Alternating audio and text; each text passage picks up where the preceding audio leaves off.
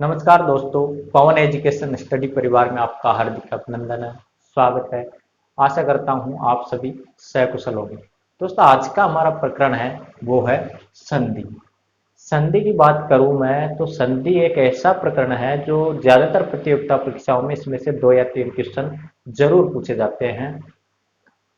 सबसे पहले बात करूँ मैं संधि के शाब्दिक अर्थ की, तो सबसे पहला प्रश्न हमारा यहीं से शुरू होता है। संधि का शाब्दिक अर्थ क्या होता है?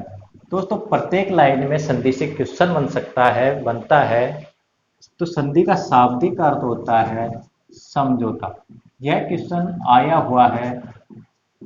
संधि का शाब्दिक अर्थ क्या होता है? तो संधि का शाब्दिक अर्थ होता है दोस्तों समझौता, मेल मिलाप। समझौता, मेल या मिलाप। संधि का शाब्दिक अर्थ क्या हो गया? समझौता, मेल या मिलाप करना। अब बात करें हम संधि की परिभाषा की, यानी संधि की परिभाषा क्या हो गई? दो या दो से अधिक वर्णों के मेल से जो परिवर्तन होता है वह क्या कहलाती है? आपकी संधि कहलाती है। यानी किसका मिलाप होता है? यहाँ वर्णों का मिलाप होता है। किसका मिलाप होता है? वर्णों का मिलाप होता है। दो या दो से अधिक, दो या दो से अधिक वर्णों के मेल से या मिलने से, मिलाप से या दोनों वर्णों में समझौता होने से जो परिवर्तन आए, मिल से क्या आए? दो या दो से अधिक वर्णों के मेल से आए परिवर्तन को क्या कहते हैं? संधि कहते हैं। क्या कहते हैं? संधि कहते हैं। यानी दो या दो से अधिक वर्णों के मेल से जो परिवर्तन आता है उसे क्या कहते हैं? हम संधि कहते हैं। दोस्तों, ये तो हो गया आपका संधि। संधि और संधि विच्छेद, इसमें दो चीजें होती है, एक तो संधि और दूसरा उसका विच्छेद। तो संधि विच्छेद किसे कहते हैं ये भी लिख लीजिए। संधि विच्छेद। दोस्तों, संधि की परिभाषा तो हो गई, दो या दो से अधिक वर्णों के मेल से आए परिवर्तन को क्या कहते हैं? संधि कहते हैं। जहां दो में समझौता होता है, दो वर्णों में या उसमें मेल होता है, मिलाप होता है, उस परिवर्तन को क्या कहते हैं? संधि कहते हैं। लेकिन संधि विच्छेद क्या होता है? यानी संधि शब्दों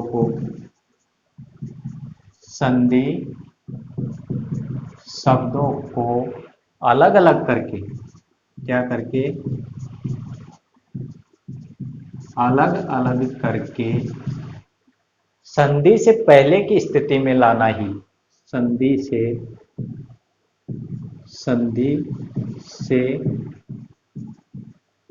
पहले की स्थिति में लाना ही क्या कहलाता है? संधि विच्छेद कहलाता है। विच्छेद कहलाता है।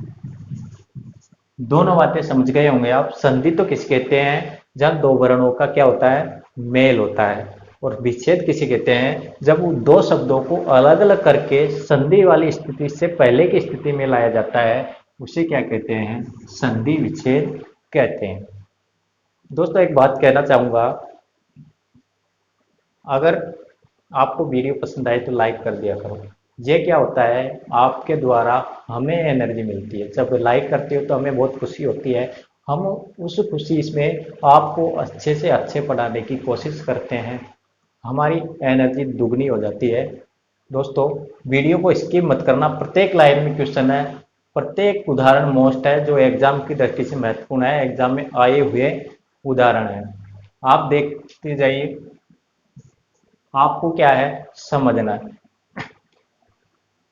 संधि पढ़ लिया और संधि विच्छेद की हमने परिभाषा पढ़ ली। संधि किसे कहते हैं? दो वर्णों के मेल से परिवर्तन को कहते हैं संधि कहते हैं। और जो संधि शब्द है उनको अलग अलग करके संधि से पहले वाली स्थिति में लाया जाता है, वह क्या कहलाता है? आपका संधि विच्छेद कहलाता है, यानी शब्दों को तोड़ना। शब्दों को तोड़ना तो क्या हो गया? विच्छेद हो गया। और उन वर्णों को मिला के जो शब्द बनता है वह आपका क्या कहलाता है? संधि कहलाता है। सीधी सी बात है, ठीक है। दोस्तों संधि का मुख्य आधार क्या होता है? वर्णमाला होती है। संधि का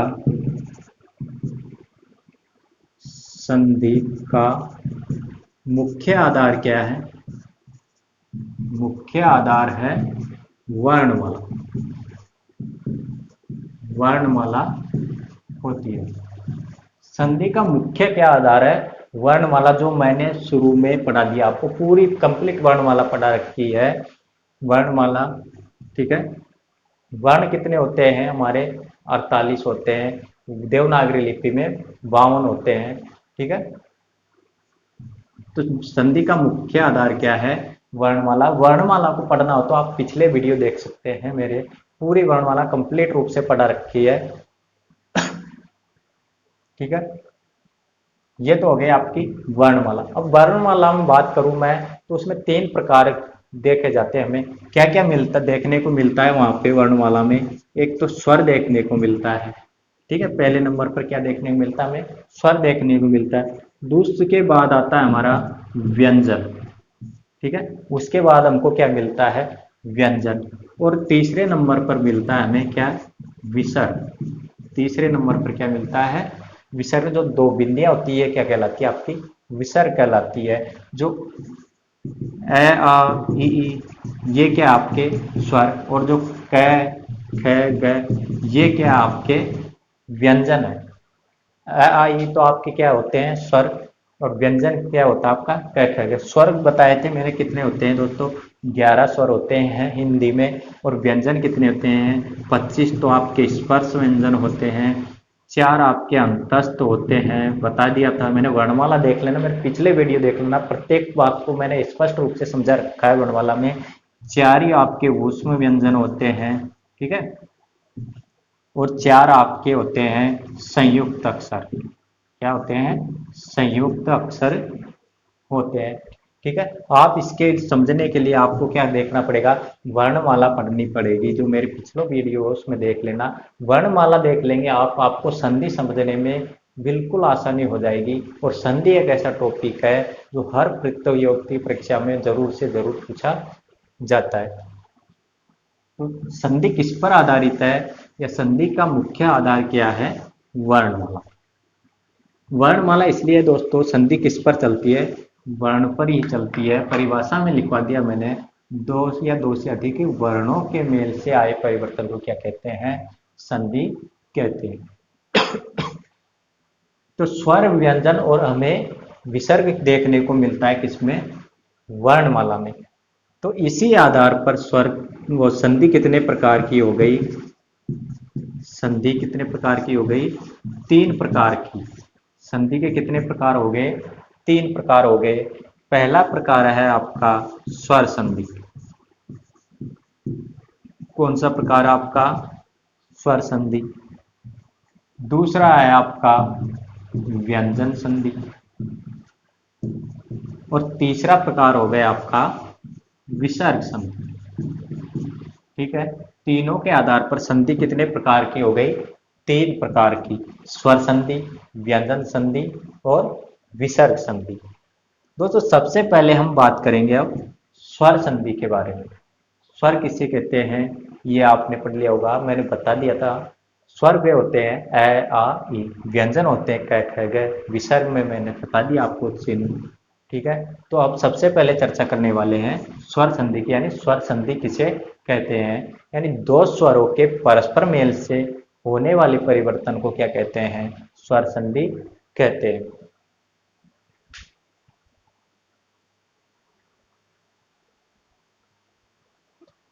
पहली संधि है हमारी स्वर संधि। स्वर संधि दोस्तों नाम से स्वर है तो इसका मतलब है उसमें स्वरों की ही चर्चा की जाएगी। व्यंजन संधि है तो उसमें व्यंजन और स्वर दोनों की चर्चा की जाएगी। तो सबसे पहले हम स्वर की बात करें हैं तो स्वर संधि किसे कहते हैं? दो स्वरों के परस्पर मेल से होने वाले परिवर्तन को क्या कहते हैं? संधि कहते हैं। यानी दो स्वर मिलकर उनमें जो परिवर्तन आता है या परिवर्तन कर देते हैं वह क्या कहलाती है? स्वर संधि कहलाती है। दो स्वरों के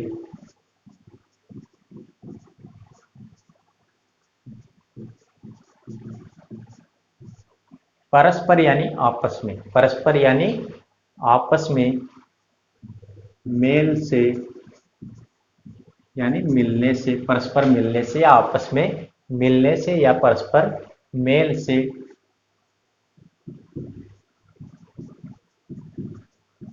होने वाले परिवर्तन को, होने वाले परिवर्तन को क्या कहते हैं? स्वर संधि कहते हैं। यानी दो स्वरों का जो आपस में मेल होता है, मिलाप होता है, उनमें योग होता है, परस्पर मिलना होता है, उससे जो फिर परिवर्तन होता है वह क्या कहलाता है? आपका स्वर संधि कहलाती है। दोस्तों स्वर संधि 5 प्रकार की होती है। कितने प्रकार की होती है? 5 प्रकार की होती है। पहली होती है आपकी दीर्घ स्वर संधि।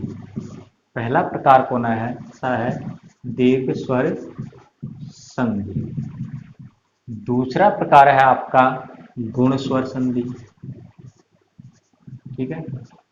तीसरे नंबर पर आती है आपकी वृद्धि संधि,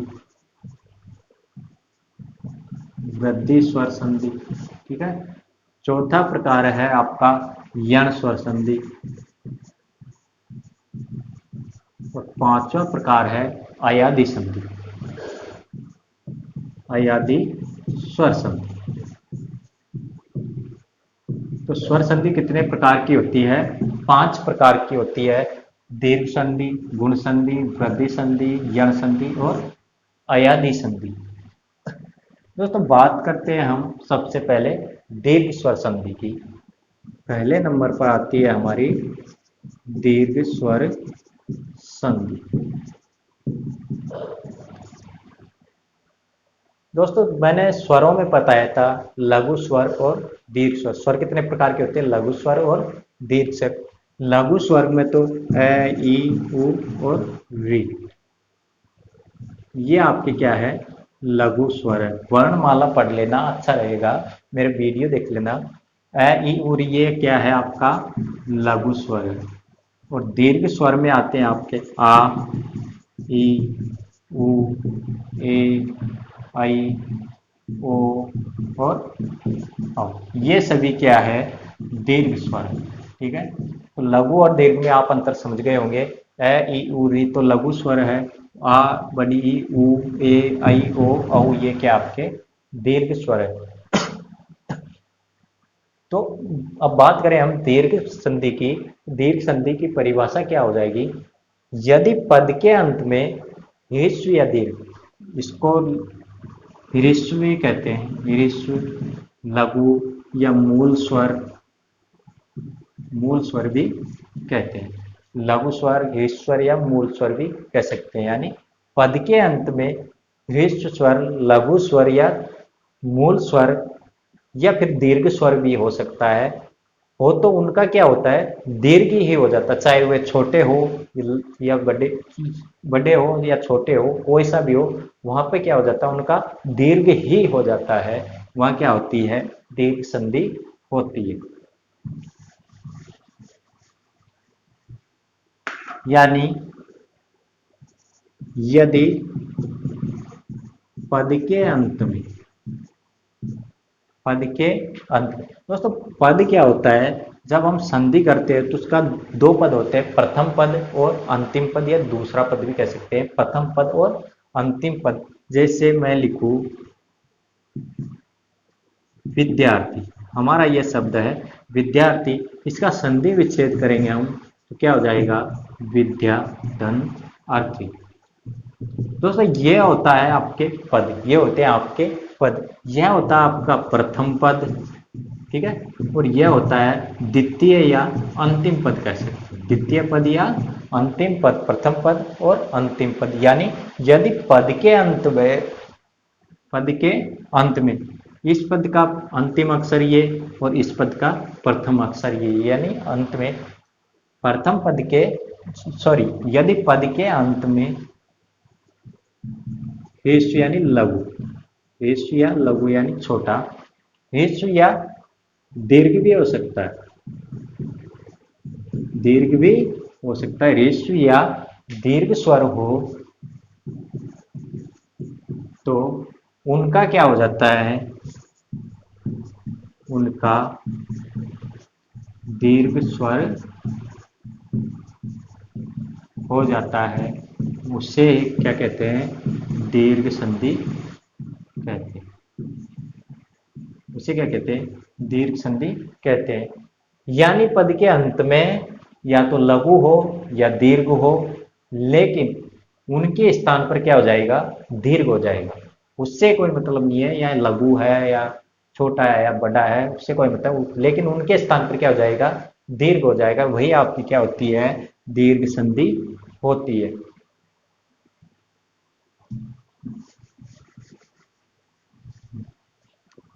जैसे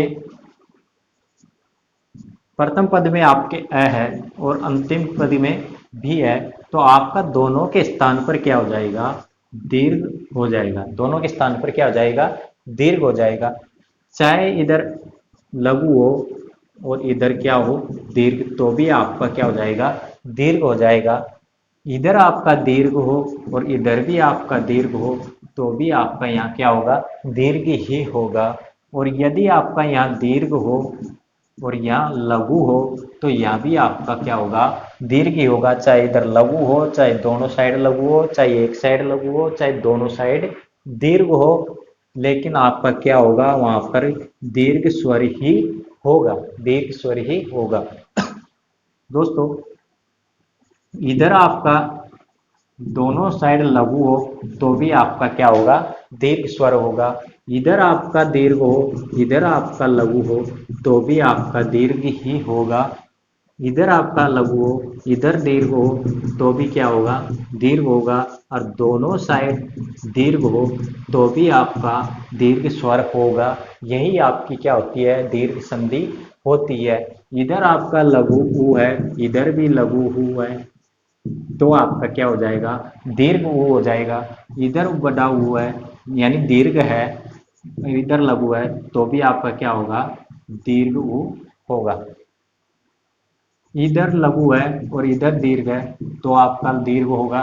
दोनों साइड दीर्घ है तो आपका क्या होगा, दीर्घ ही होगा। यानी इधर प्रथम पद और द्वितीय पद में या अंतिम पद में लघु हो या दीर्घ हो, उससे कोई मतलब नहीं है, दोनों समान जाति के होने चाहिए। जब दोनों समान है, लघु हो या दीर्घ हो, तो उनके स्थान पर हमेशा क्या होते हैं, दीर्घ ही स्वर होते हैं। उनके स्थान पर क्या होते हैं, हमेशा दीर्घ ही स्वर होते हैं। जहाँ दीर्घ होता है वहीं पर क्या होती है, दीर्घ संधि होती है। अब उदाहरण देखिए, उदाहरण से समझिए दोस्तों। जैसे मैंने लिखा है पहला उदाहरण, विद्यार्थी। इसका क्या करने पड़ा, ये तो दोस्तों है संधि शब्द, ये क्या है, संधि शब्द है। इसका क्या करने पड़ेगा, हमें विच्छेद करने पड़ेगा। क्या करना पड़ेगा, विच्छेद। यह आपका संधि शब्द, और जो इसका जो विच्छेद करेंगे वह कहलाता है आपका संधि विच्छेद। दोस्तों विच्छेद उस प्रकार से करना पड़ता है, जो दो पद होते हैं दोनों का कुछ न कुछ सार्थक अर्थ होना चाहिए। दोनों का कुछ न कुछ सार्थक अर्थ होना चाहिए। ऐसे पद से हमें क्या करना होता है, विच्छेद करना होता है। यानी दोनों पद का कोई न कोई अर्थ होता हो। विद्यार्थी, विद्या धन अर्थ, विद्या धन अर्थ। हिंदी में जो ये प्लस का चिन्ह होता है इसको धन बोला जाता है। ठीक है, प्लस भी बोल सकते हैं, इसको दिक्कत नहीं, लेकिन इसको क्या बोला जाता है हिंदी में, धन। विद्या धन अर्थी, दोस्तों यह हो गया आपका प्रथम पद। क्या हो गया? प्रथम पद। यह हो गया आपका द्वितीय पद या अंतिम पद। द्वितीय पद या अंतिम पद। ठीक है, हमको क्या करना होता है? प्रथम पद का अंतिम वर्ण और द्वितीय पद का प्रथम वर्ण। सुनना, जो प्रथम पद है उसका अंतिम वर्ण और जो द्वितीय पद है या अंतिम पद है उसका प्रथम वर्ण। इन दोनों में क्या देखने हैं? वर्ण देखते हैं। इन दोनों पदों का क्या देखा जाता है? वर्ण देखा जाता है। दोस्तों विद्या से हमें क्या करना है? जो विद्या शब्द है इसमें से हमको स्वर अलग करना है। तो यहाँ पे क्या हो जाएगा? यह अनंत हो जाएगा, यानी आधा रह जाएगा। हंत का मतलब होता है उस वर्ण के नीचे, जिस वर्ण के नीचे हम हलंत लगा देते हैं उसको आर्ध माना जाता है। उसको क्या माना जाता है? आधा माना जाता है। मैंने इसके नीचे हंत लगा दिया तो ये आधा हो गया। इसमें से स्वर निकाल दिया मैंने तो क्या आ जाएगा आपका? आ। यहाँ क्या रह गया? विद। यहाँ क्या रह गया? विद। इसमें से क्या निकाल दिया? आ। धन। इधर है आपका अर्थी। अर्थी का मैंने स्वर आगे कर लिया। ठीक है, हमें दोनों साइड समान जाति के स्वर दिख रहे। इधर दीर्घ है लेकिन इधर क्या है? लघु। इधर लघु होता, इधर दीर्घ होता तो भी क्या होता आपका? दीर्घ होता। ठीक है, दोनों साइड लघु होते तो भी आपका दीर्घ होता। दोनों साइड दीर्घ होते तो भी आपका क्या होता? दीर्घ होता। किसके स्थान पर? इन दोनों के स्थान पर क्या होता? दीर्घ हो जाता। क्या होता? दीर्घ होता है, जो हमने कर दिया। दोस्तों इस विध में हम वापिस स्वर मिलाएंगे तो हमें क्या मिलेगा? आ मिलेगा। क्या मिलेगा? आ मिलेगा। फिर से क्या हो गया? ये विद्या। क्या हो गया? विद्या। और बाद में हमारे अंतिम पद में क्या बचा हुआ है? पृथ्वी। क्या बचा है? पृथ्वी। दोस्तों इस प्रकार आपका संधि क्या हो गई? विद्यार्थी। संधि से क्या हो गया आपका? विद्यार्थी। यह आपका विच्छेद कहलाता है। यह कहलाता है आपका संधि शब्द।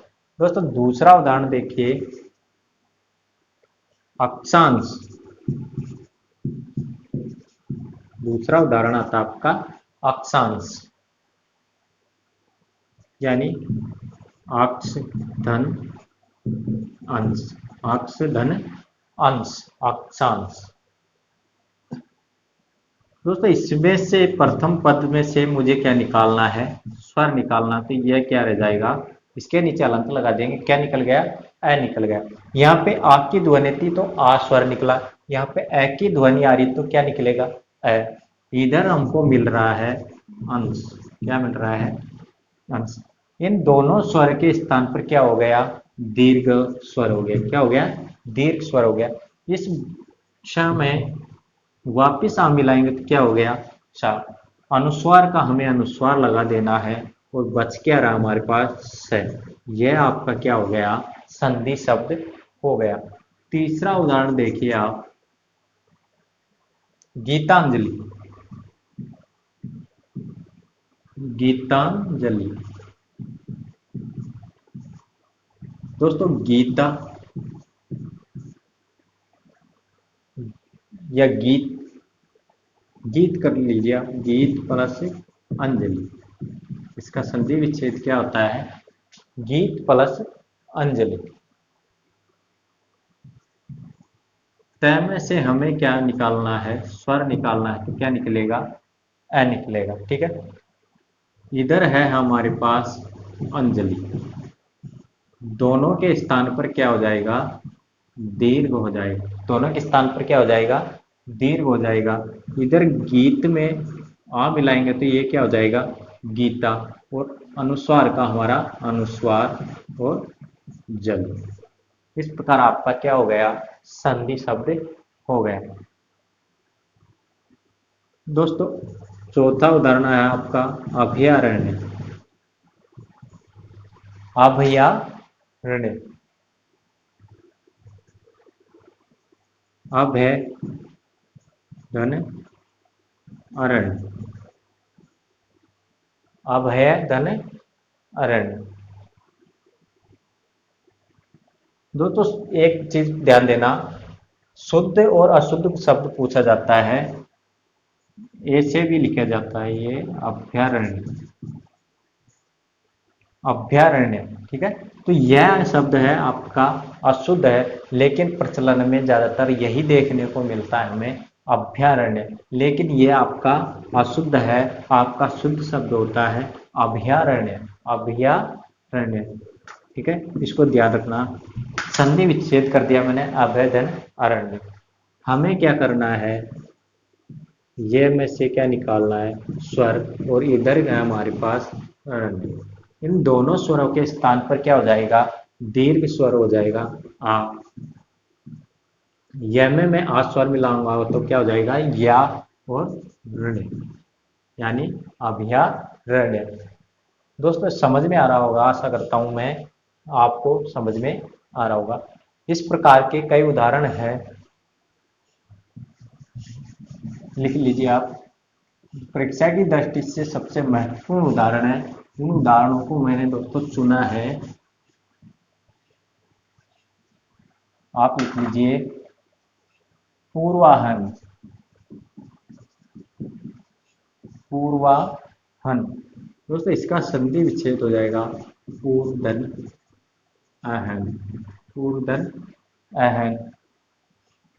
उसके बाद आप लिख लीजिए पूर्वार्ध। ये एग्जाम की दृष्टि से मोस्ट इंपोर्टेंट उदाहरण है, लिख लीजिए पूर्वार्ध, यानी पूर्व धन अर्ध, पूर्व धन अर्ध। उत्तरार्ध, उत्तरार्ध, उत्तर धन अर्ध, उत्तर धन अर्ध, उत्तरार्ध। नीलांबुज, नीलांबुज, यानी नील, नीला नहीं दोस्त, नीला नहीं, नील, नील धन अंबुज। कई बार हम गलती कर देते हैं, नीला धन अंबुज कर देते हैं, जबकि वह गलत है, नील धन अंबुज, नील धन अंबुज। दावाग्नि, वेरी इंपॉर्टेंट उदाहरण है दावाग्नि। दावा नहीं, दाव, क्या होता है, दाव धन अग्नि, दाव धन अग्नि, यानी दावाग्नि। कंसारी, कंसारी, कंस धन अरि। ठीक है, कंस आपने देखा होगा, कंस महाभारत में था। ठीक है, कंस और अरि यानी शत्रु। अरि का अर्थ क्या होता है, शत्रु, यानी कंस का शत्रु कौन, कंसारी। ठीक है, कंस धन अरि कंसारी। सावधि, सावधि, सैधन अवधि, सैधन अवधि, सावधि। ठीक है, सावधान,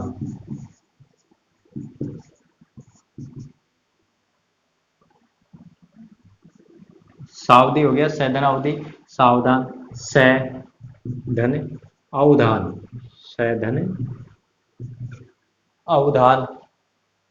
इधर देखिए परमार्थ, परम धन अर्थ, परमार्थ यानी परम धन अर्थ। महात्मा, महात्मा, महाधन आत्मा, महाधन आत्मा। ये क्या हो गया दोस्तों, महात्मा। ठीक है, स्वार्थ,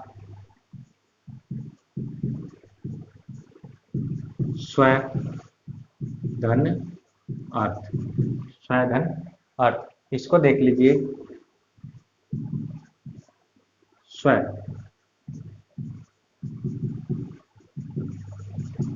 वह में से हमने क्या कर दिया, स्वर अलग कर दिया। इधर है और इधर भी है, दोनों का क्या हो गया, दीर्घ हो गया, यानी वह में वापिस आ की ध्वनि मिलाएंगे तो स्वा और स। ये आपका क्या हो गया, संधि हो गया। मूल्यांकन,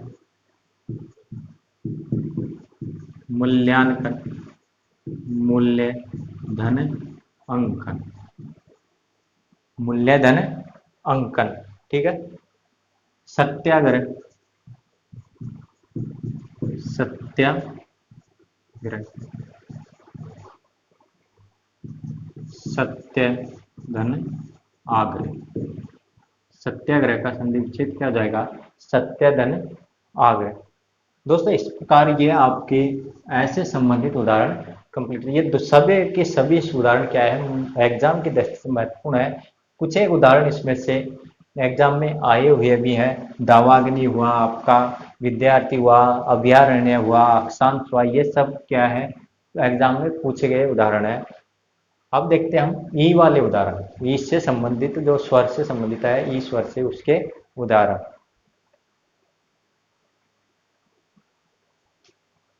दोस्तों ई से संबंधित उदाहरण है आपके, ई दोनों साइड ई समान हो, यानी लघु हो या दीर्घ हो, इससे कोई मतलब नहीं है। हमें क्या करना है, दोनों समान स्वर हो तो वहां क्या कर देना है, दीर्घ कर देना है। जैसे रविंद्र, रविंद्र यानी रवि धन इंद्र, रवि धन इंद्र। दोस्तों वही तरीका है, यहाँ से मैंने क्या निकाल दिया, ई की मात्रा निकाल दी। कौन सी आएगी?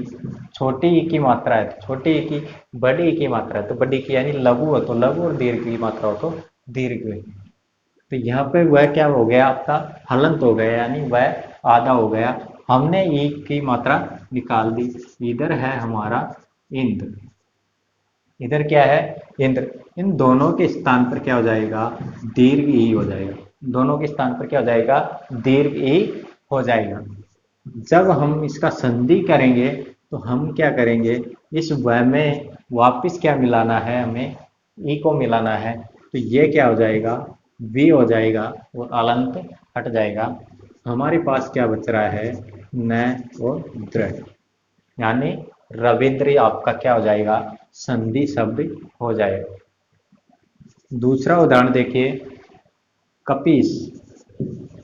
दूसरा उदाहरण आपका कपीस, कपि धन ईश, कपि धन ईश।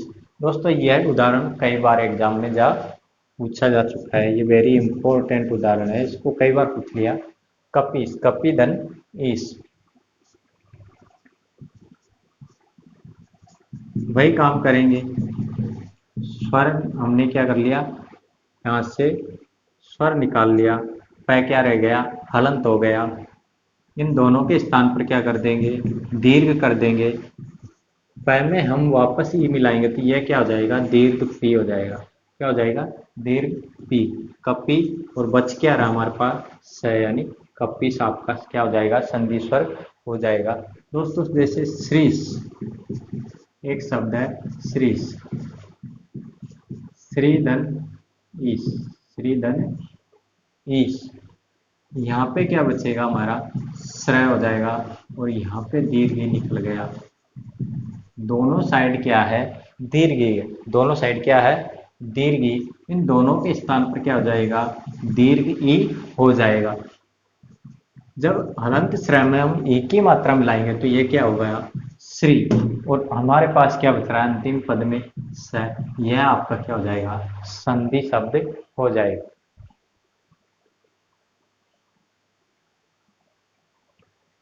एक उदाहरण देख लिए, नारीश्वर, नारीश्वर। दोस्तों नारी धन ईश्वर, नारी धन ईश्वर। यहाँ पे क्या बचेगा, नार। हमने स्वर अलग कर दिया तो कौन सा निकला, दीर्घ ई, क्योंकि दीर्घ की मात्रा है तो कौन सा स्वर निकलेगा, दीर्घ। इधर ईश्वर, इन दोनों के स्थान पर दीर्घ स्वर हो जाएगा।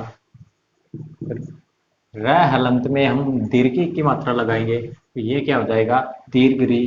और बच क्या रहा हमारे पास, स्वर, यानी नारीश्वर आपका क्या हो जाएगा, संधि स्वर हो जाएगा। इस प्रकार दोस्तों कई उदाहरण है जो है एग्जाम की दृष्टि से क्या है, महत्वपूर्ण है, लिख लीजिए आप।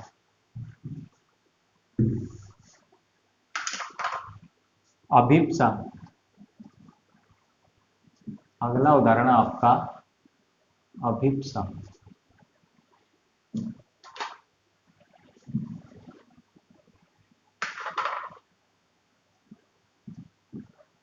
अभिप्सा, अभी प्लस इप्सा, अभी प्लस इप्सा, अभी धन इप्सा। अतीत, अतीत, अति धन इत, अति धन इत। अगला है परीक्षा। दोस्तों कई बार एग्जाम में जब पूछा जा चुका है इसको, परीक्षा, परि धन इक्षा, परिधन इक्षा। समझ लीजिए, परिधन इक्षा क्या रह गया यहाँ पे, हमने क्या निकाल दिया, ई, इधर क्या है ई, इन दोनों के स्थान पर क्या हो गया, दीर्घ ही, र में दीर्घ गिलवाएंगे तो बड़ा री हो जाएगा, और बचा क्या हमारे पास, स यानी परीक्षा। ठीक है, इसको याद कर लेना, ध्यान में रखना कि यह शब्द पूछा जा चुका है, परीक्षा, परीक्षण, परीक्षण, परिधन इक्षण, परिधन इक्षण। अगला है प्रतीक, प्रतीक, प्रतिधन इक, प्रतिधन इक। अगला उदाहरण है महिष, महिष, महिधन ईश, महिधन ईश। महेंद्र,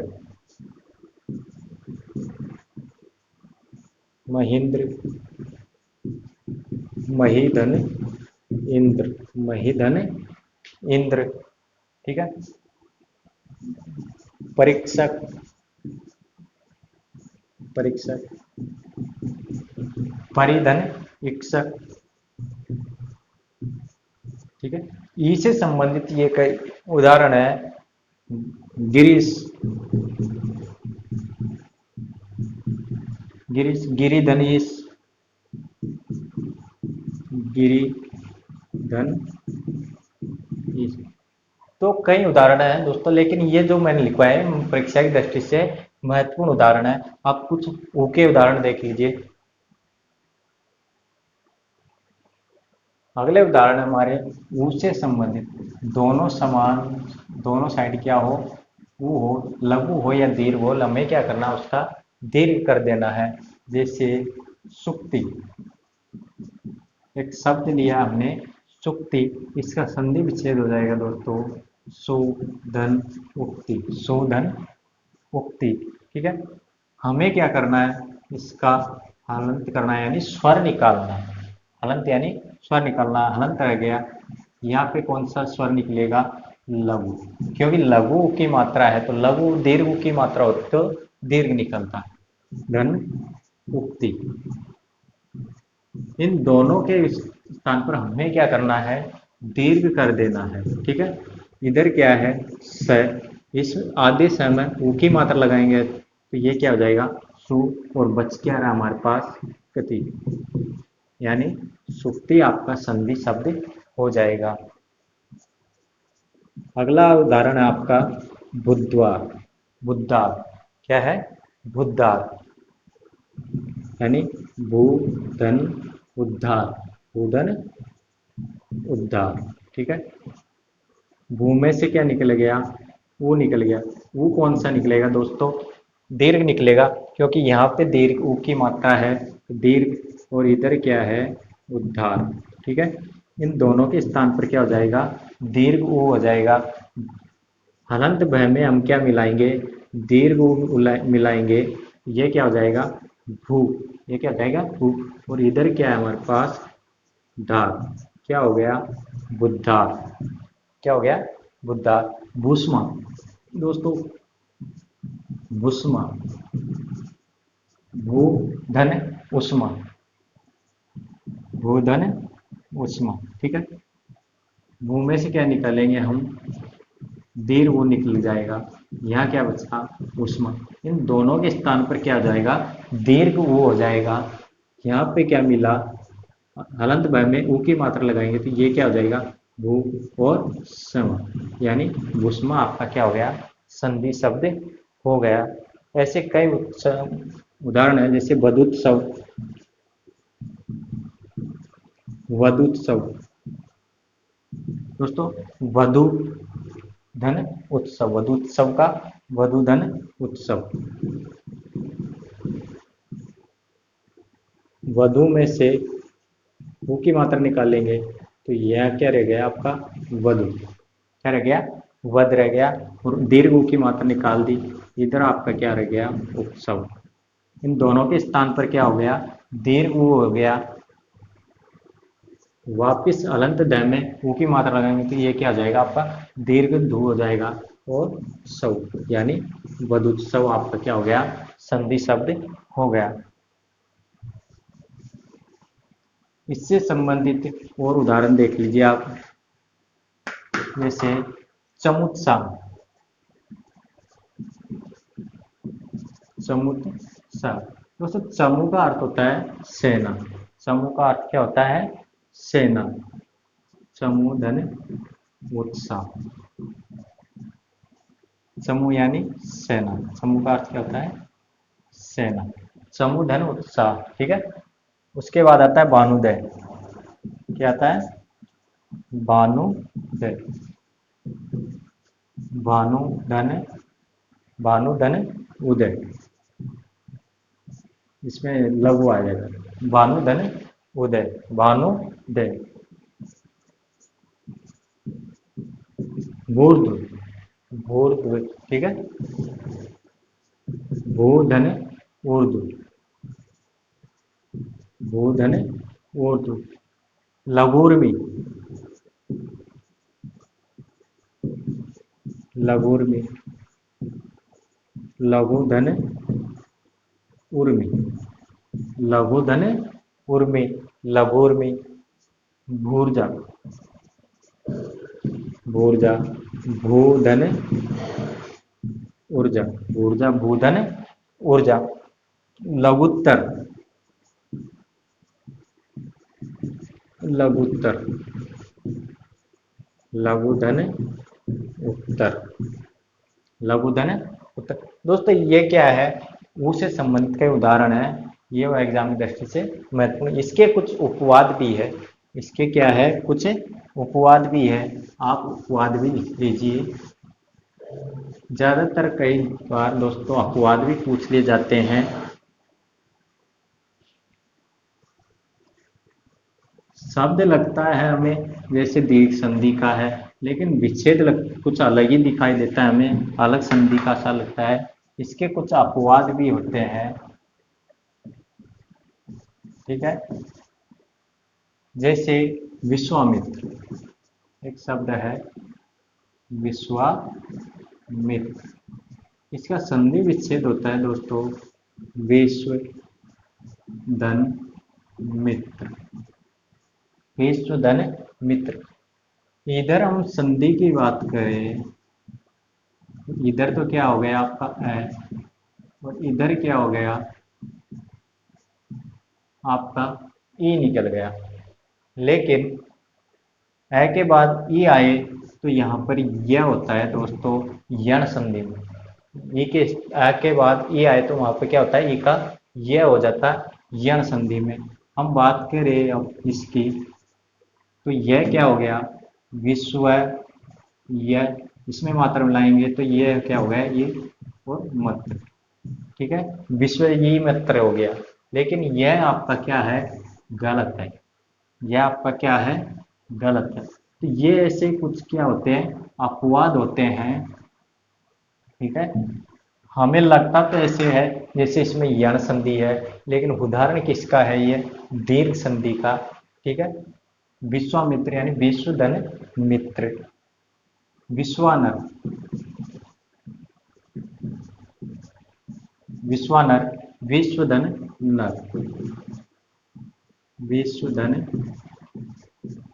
नर, अष्टादश, अष्टादश, अष्टधन 10, अष्टादश अष्टधन 10, एकादश,